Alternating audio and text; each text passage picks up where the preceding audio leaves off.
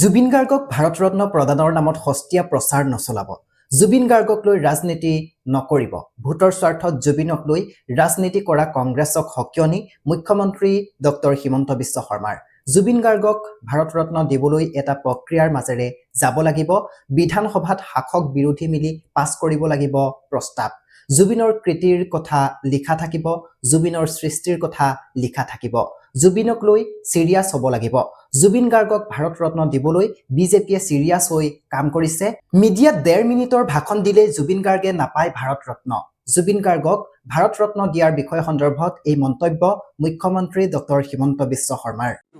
তেওঁলোকে যিটো কেজুৱেলি ভাৰতৰত্নৰ কথা কৈ আছে, ইমান কেজুৱেলি ভাৰতৰত্ন নহয়।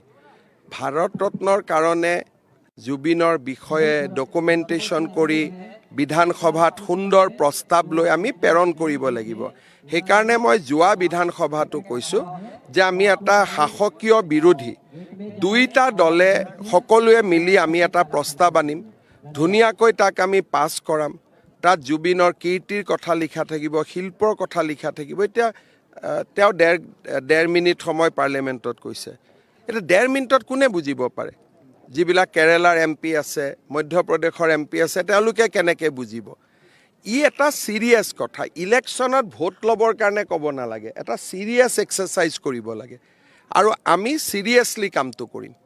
আমি এইবিলাক 1.5 মিনিটৰ ভাষণ দি ইয়াতে মিডিয়াত টেপটো পঠাই দিলোঁ, ক'লোঁ যে আমিয়ে চব কৰিলোঁ।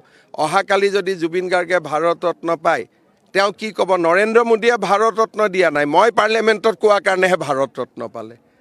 যেনেকৈ এতিয়া নুমলীগড়ক নৱৰত্ন মোদীয়ে দিয়া নাই, তেওঁহে পাৰ্লিয়ামেণ্টত কোৱাৰ কাৰণে পালে। এইবিলাক হৈছে চিপ পাব্লিচিটি। আৰু মই ভাবোঁ যে জুবিনক লৈ চিপ পাব্লিচিটি কৰিব নালাগে। অন্ততঃ জুবিনৰ বিষয়ে পাৰ্লিয়ামেণ্টত ক'লে বিৰোধী চৰকাৰী সকলোৱে মিলি অন্ততঃ 1 ঘণ্টাটো আলোচনা হ'ব লাগে।